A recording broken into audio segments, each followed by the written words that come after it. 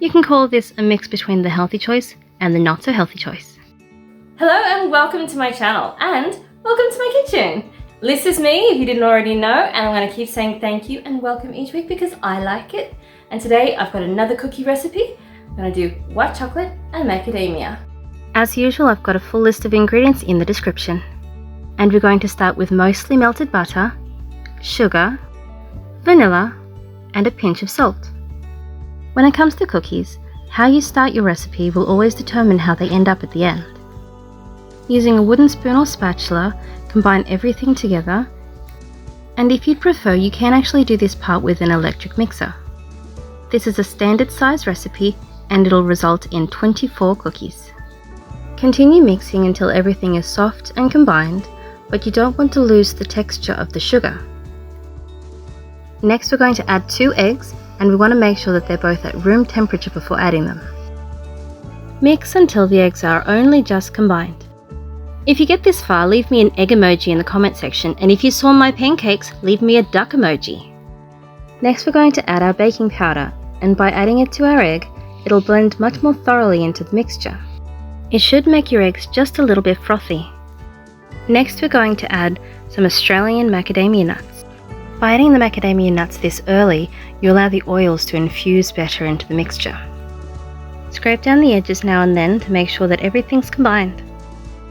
Next, we're adding some coarsely chopped white chocolate. And for the best results, aim for a good quality block of white chocolate.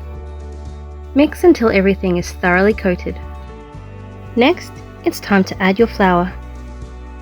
To avoid overworking your flour, I suggest using a wooden spoon or a spatula. Carefully fold and stir until all of the flour has been combined. As I've said before, overworking your flour will cause the activation of the gluten.